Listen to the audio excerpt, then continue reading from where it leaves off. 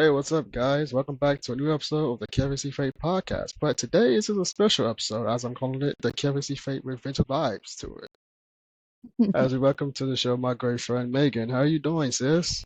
Good. I'm so happy to be here. My first time here on my show. I know it's so weird. I can't believe we haven't done it until now. Right. I'm like, but life been life, and so it happens. Yeah, that's for sure.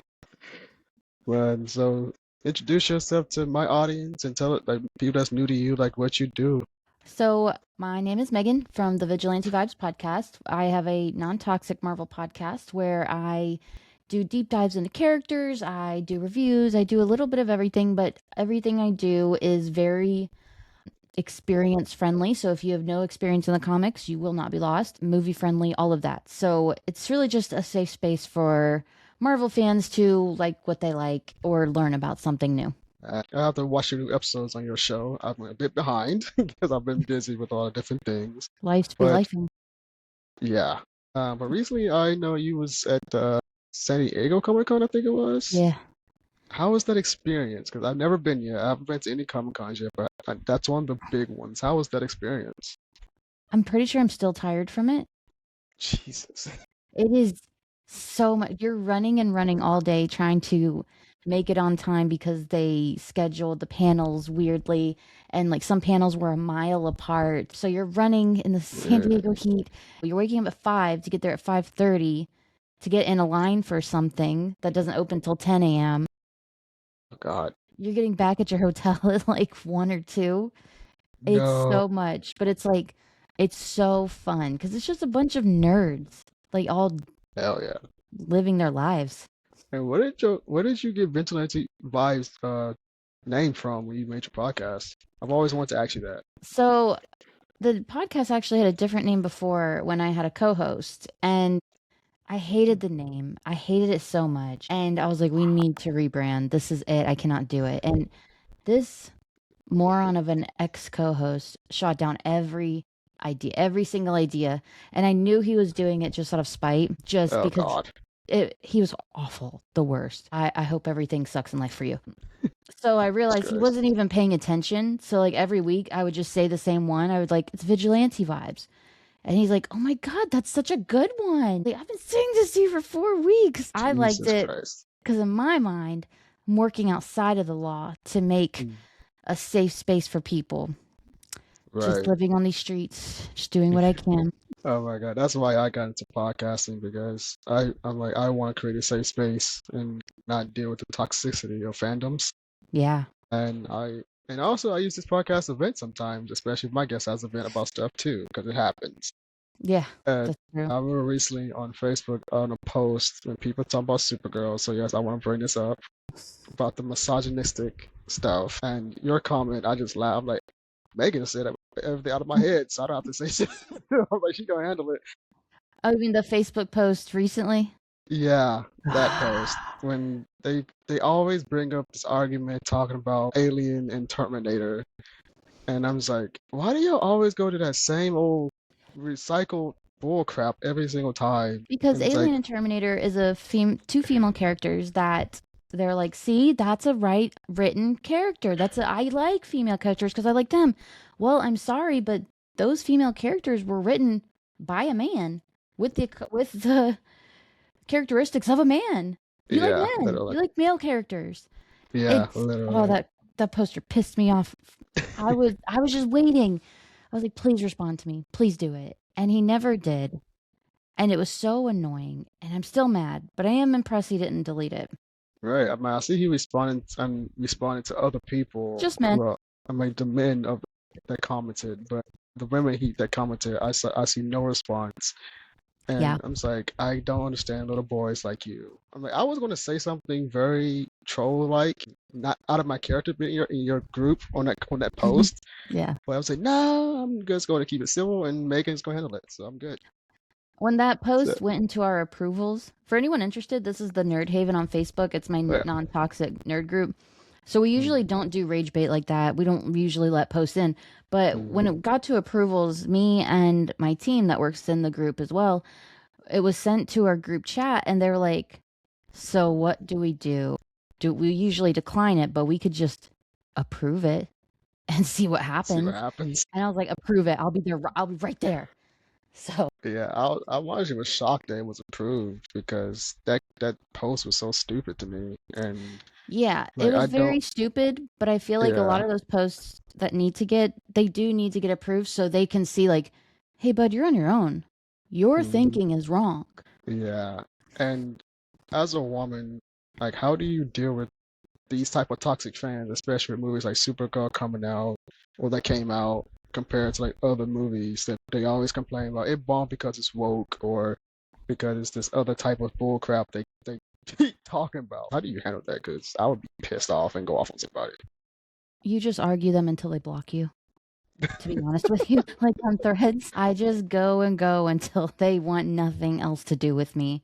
And then they just block me, and it's amazing.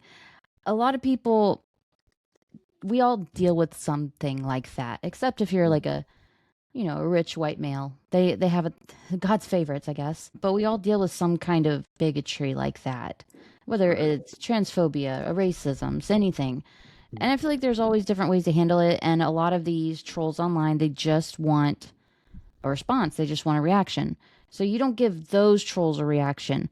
Mhm. But when someone comes at you like Superwoman or Supergirl was just a girl boss movie, there's nothing there. They just were checking boxes. That's when you can put them on their ass a little bit there and make it known. And also, it Right. helps if it's in a public place, like on threads or Facebook, so people can start liking your comments and then they just start feeling bad for themselves and they'll never talk about Supergirl again. And when Supergirl came out, I was seeing all these negative comments about the freaking movie and everything. And it was mostly and it was mostly men making negative comments. So I was like, I don't give a care what the crap you're saying because you're complaining about a woman-led movie. So I know exactly how you guys are thinking. And then Mhm. and I read the comments, I'm just like, you were wrong, you were wrong, you were wrong. Yeah. And so And I read the comments, I know exactly what they're thinking. And then I went and saw the movie myself, and I'm just like, they did not see this movie at all. At, a at lot of all. them, that's also a problem. A lot of them haven't seen the movie. And it's like, I didn't go into that movie thinking it would be a perfect movie. I don't I think I've never ever do gone that. into a movie like that. Yeah, But exactly. I liked it. I had a lot of fun with it. I love the source material that it came from, which is Mhm. Supergirl Woman of Tomorrow. I love that story, and I thought the movie did it really well. And people, they were bashing this movie before we even got a first trailer. So Literally. And I see men trying to make fun of Millie, talking about how ugly she is, and I'm saying, I'm like, I politely screenshot a photo. Some guy said that. I'm like, you want to talk about ugly, but look at yourself in the mirror. it's always those, isn't it? It's And always the I'm like, first of all, Millie is a beautiful freaking woman. She's a she great is. actress, and you're just a little fat boy in his mother's basement. Okay. The thing about Millie is that she's not the conventional Hollywood pretty. She's not super Mhm. thin. She doesn't have, the Botox face. She Mhm. doesn't have the Kardashian look. She has Right. something different. And women have been screaming for so long for characters that we can relate to, ones that look like us, ones that, don't make us feel like we're looking like crap all the time. And we finally Yeah. get one. And everyone treats her like crap. Because the worst part Right. was the women that jumped in on that. Wait, That, what? like, yeah, men, that we Oh Lord. expected it from men. I mean, misogyny is an everyday thing, but it was the women that jumped in. And it's like, all right, I hope they pick you. My God. Jesus Christ, that is so freaking sad. Yeah. And I was like, for me, when I went into it, I mean, I actually enjoyed it, but I had issues like with the villain, mostly because he was very boring to me, and I feel like it kind of went too fast, especially with Crypto. Spoilers if you haven't seen the movie, but it's been months now, so who cares? Well, I feel like it went way too fast when I like I shot Crypto with whatever that poison thing was. I was like, it didn't give me like emotionally invested, like a John Wick type of thing. I'm like. It went too fast for me, and I feel like Lobo was just there as a filler at times. I feel like if you took Lobo out, it could have been the same movie, but at the same time, Jason Momoa as Lobo was actually pretty cool. Hmm. And seeing that dynamic with Lobo and Supergirl, I was like, okay, that's actually interesting to see that dynamic with each other. Granted, I don't know much about Lobo the character just yet because I'm still catching up on the comics and stuff. But I think it was a pretty good movie. It had a weak villain, but but it's just the first Supergirl movie and stuff, and it's just introduction of her character. So I wasn't expecting anything like thing at all. But Yeah. I'm actually excited to see Superman and Supergirl together on the screen for the first time Hmm. in a while, and so I think that's going to be an interesting dynamic in Man of Tomorrow when they work together. And with everything with DC, I've seen so many people post on Facebook when I shared a screenshot of a Snyder Code bro. When I made a simple comment on a post and said Snyder's not coming back. It's been years. Let it go. And some random guy messaged me calling me a gun fag and something like that. And I was like, I just blocked him and screenshot and blasted him out. And I am so sick of it. And it's like, but with this new DC, do you think they're going a really good direction with this universe?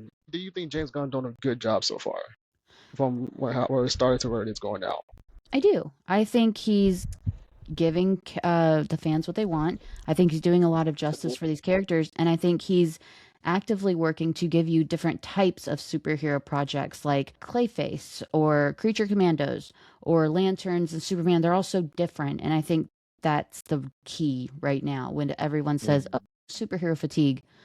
Well, how do you think that's you not super combat fatigue. it? You make something different.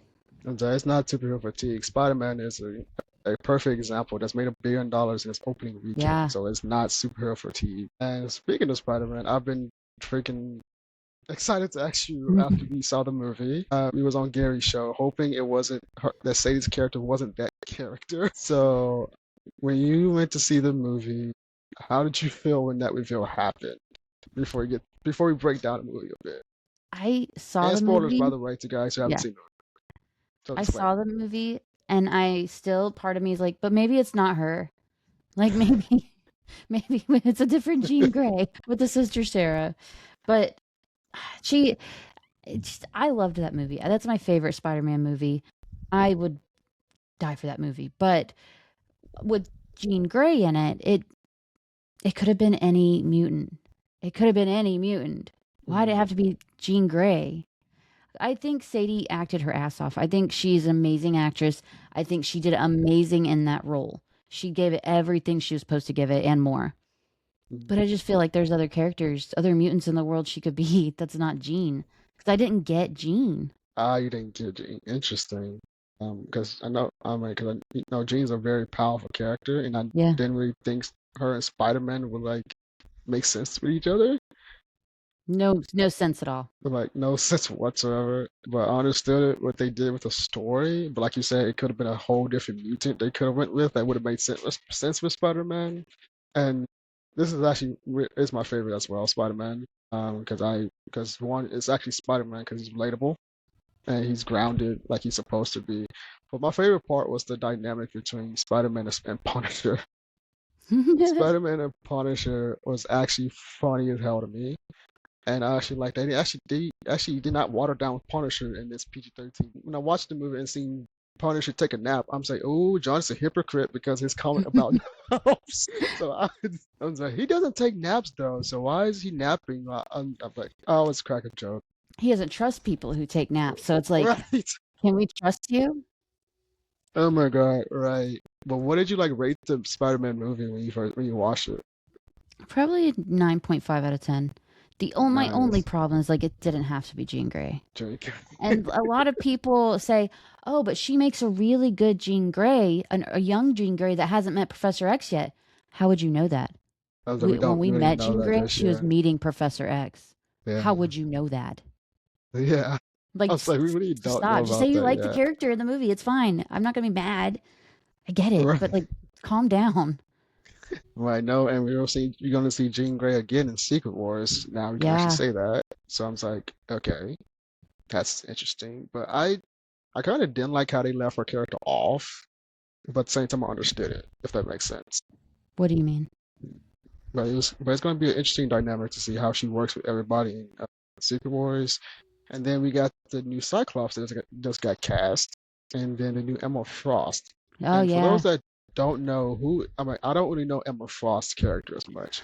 So you're the enthusiast on this. So please break us down who is Emma Frost from the comics, so for us to understand who this character is in the mutants. Mutants. So I do have an episode about Emma Frost, if you're interested. But Oh, nice. I Emma have to go watch that. Frost is basically the HBIC of every room she's in. She commands attention. She does exactly what she wants. She is a boss bitch, and I love her so much. She's an awful person. She's a horrible person. So she's a villain. She plays villain. She goes back and forth a lot. She Okay. honestly, what she does is what she wants. So if she wants to go ruin someone's day, she's going to do it. If she wants to have an emotional affair with Cyclops and then Jean Grey finds out, she does Oh it. no. So I think it's hilarious that they started the casting with these three. Yeah. Because it's like, what kind of drama are you going to give us with these three? I'm so happy about it. I'm so excited. They had casted a beautiful woman from Ready or Not, and I was like, God damn it! I don't care if he's a villain or a hero. I'm going for the plot, and the plot That's is. exactly everyone's vibe with Emma Frost. They're like, I don't care. I could change her. I don't care. I was like, I don't care if she's a villain or the hero. I'm just going for the plot. If she kills somebody, I still don't care. I'll So that's forgive literally her. how I'm going with it. It'll be fine. And then after Spider-Man, I am very excited for Doomsday coming out in December. You did they show like much at San Diego Comic-Con in the Marvel panel since you actually was there that you could actually share what happened at the panel? So I was outside the panel. I waited all day in line, and Ouch. they oversold some wristbands, and there were people screaming. They were like chanting, "Let us in." I thought things were going to get really bad. Like, it was the kind of drama I strive for. But it was fine. I was outside it, so we were like getting all the updates and we were like seeing it as it was happening. Besides, like, Black Panther 3 or Ghost Rider, they did do some stuff for Doomsday because like everyone first sat down and they got like a Doom helmet and the cloak. So they brought out a lot of the cast for what is it called? Doomsday. And we knew they would because usually there's a press line that you can go in that we were supposed to go in because we were press. But they did not have the press line this year because they had only like 10 outlets in. So like comicbook.com, like ones like that in. And all the other chairs that were reserved for press was actually reserved for the Marvel actors' families. So we were like, how many actors are here? So I thought there was going to be way, way more than they had. But they still had a good amount. But I think they really wanted us to see the Reed Richards and Doctor Doom dynamic. Like they wanted us to see them together. That's why I think they were front and center. That makes sense because I know that Doctor Doom and Reed actually have a lot of history in the Yeah. comics and in their stories. And not gonna lie, I'm still conflicted with Robert being Doom, but at the same time, I know it's not the main MCU Doom. But with Secret Wars, it reboots everything. Well, So I'm like, we don't know if it's not the main one or not. We don't know. We know nothing. Not a single right. thing. And Kevin did say like it's not going to be a full reboot after Secret Wars, but there's Okay. going to be something. So I think they're going to be on a separate timeline, which goes with the Secret Wars Huh. story. Okay. Well, that makes sense then. Okay. Yeah. That makes more sense. And I want to get some fun questions. If you could be like a real life vigilante for like one issue in society, who would you want to be? I really like Punisher's shoot first and think later way. I think I'd really dig that. Just go in, mess I love everything up, that. and like, should I have done that? Doesn't matter. It's over now. God, I freaking love that. I would probably be Daredevil. I'll probably Daredevil to your Punisher. But the difference is I'll be siding with you, not going against you. I don't think you'd be Daredevil. So I'm like, I'll be the Daredevil, but I wouldn't be the Matt Murdock Daredevil. I'll be the opposite of Daredevil. The And I'll Kevin be Daredevil. more on the Punisher side of things. That's good. I'll need backup. That's good. Yeah. So, I'll need a really good lawyer too, so that works out really well. oh yeah, that's a fact. what do you think that's the difference between being a hero and a vigilante? Because I know because to me they're two different things. A vigilante goes by their own moral code and they do anything to achieve that. So sometimes they work outside the law, sometimes they break the law, sometimes they break the rules to get to where they need to be. A hero sticks to a moral code, like Captain America. If he's like, I don't like it, but this is the right way to do it. There's a lot of jumping over the lines with the two, but I think a vigilante is a hero too, just a little grittier. What's like one what people call a hot take opinion that you would actually be willing to defend that other people disagree with? If Tony Stark was a woman, Uh, she would be the most hated character in all of comics. really Yes, I will argue interesting. this until my last dying breath. Why would you think she'd be the most hated if Tony Stark was a woman? Well, first of all, misogyny. Yeah, There's okay. that. Second of all, Which is sad. But, it yeah. is sad. But look at Ironheart. Look at Captain Marvel. Look at these strong characters that didn't do nothing to anyone, is just smart, Hmm. sticks to their guns, and has a mouth on them. They're hated. They're trashed. Everyone hates them. But Tony Stark can do whatever he wants. He can go do all the bad things and he's still seen as a hero. Tony Stark was a bad dude in the comics. Like, Yeah, he is. yeah. He is. So, if it was a woman, most hated character of all time. Speaking of the Marvels, I remember at the post credit scene of the Marvels, Monica is in the X-Men universe, and I'm wondering, I was like, okay, how the heck that connect to the X-Men in Doomsday and everything? I was like, so is she gonna be in Like, I'm thinking, is she gonna be in Doomsday, or are they saving that for Secret Wars? And I'm like, because there's so many stuff that still hasn't been connected yet, and like I've seen people like, okay, where the hell is she? And where the hell was Captain Marvel? And where the hell was Miss Marvel? And where the hell was Moon Knight? And so many different characters. And then they announced Ghost Rider finally. I'm excited to see Ryan Gosling as Ghost Rider. I'm wondering which one he's going to be playing. But people are complaining he should play Danny Ketch. They're saying he should be Johnny Blaze. Who do you think their Ryan should be playing, Danny Ketch or Johnny Blaze?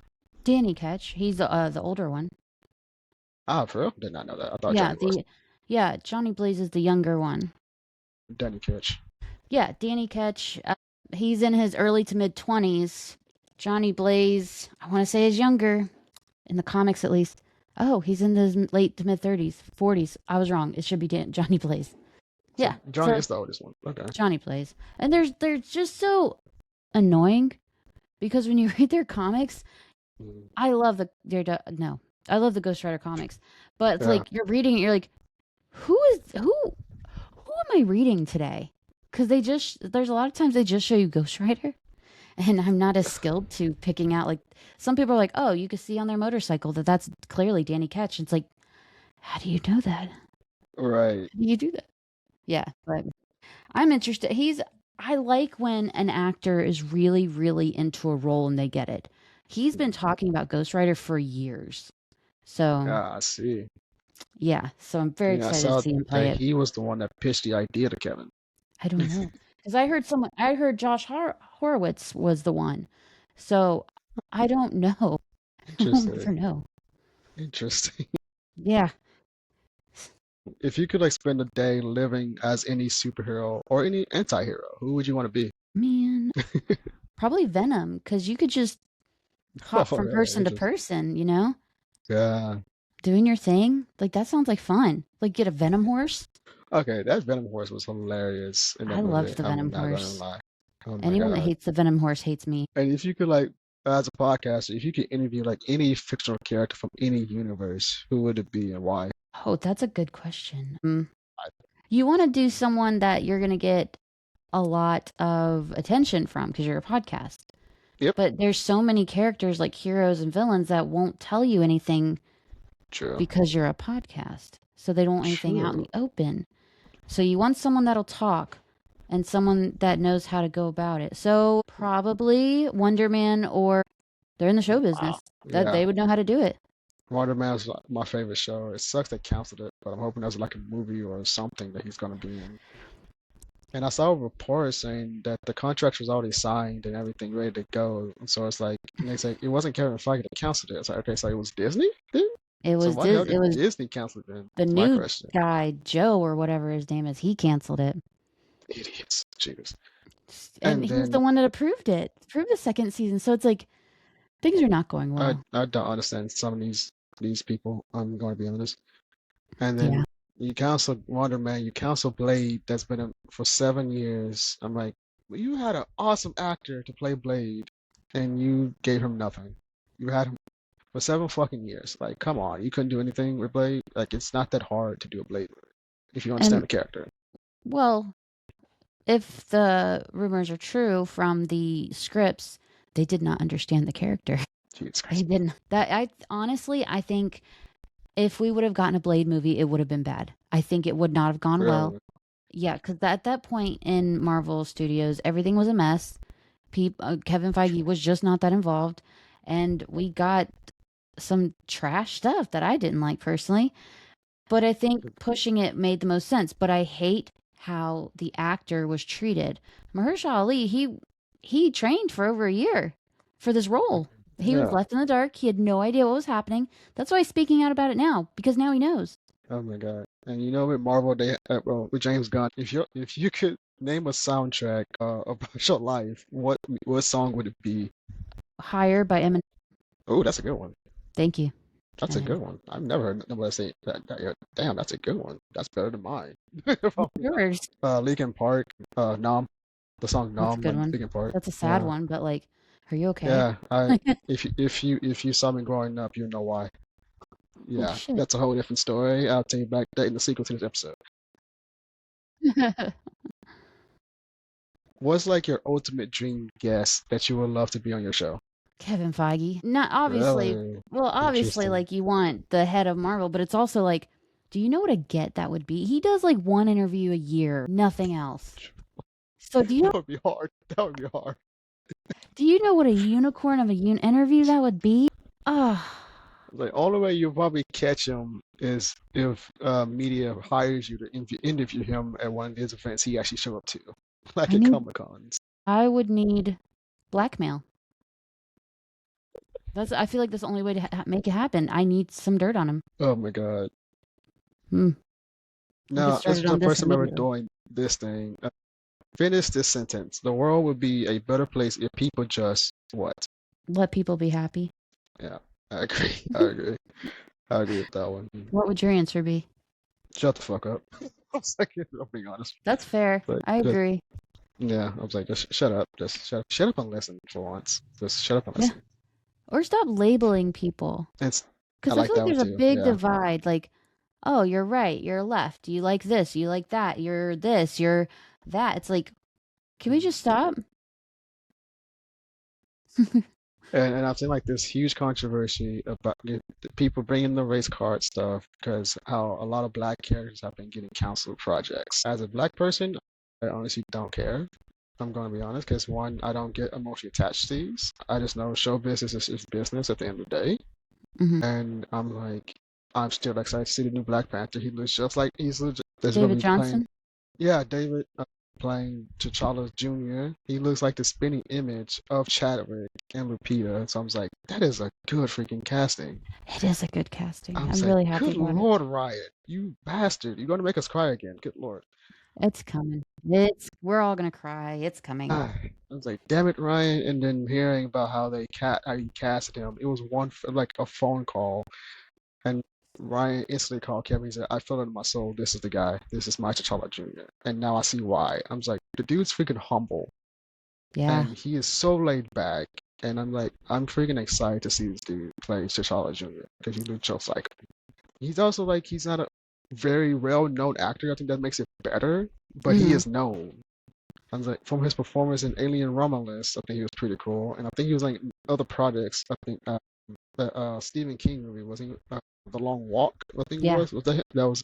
Yeah. And I was like, this dude is growing a huge portfolio already in his young career. So I was like, I'm excited to see what he do with it.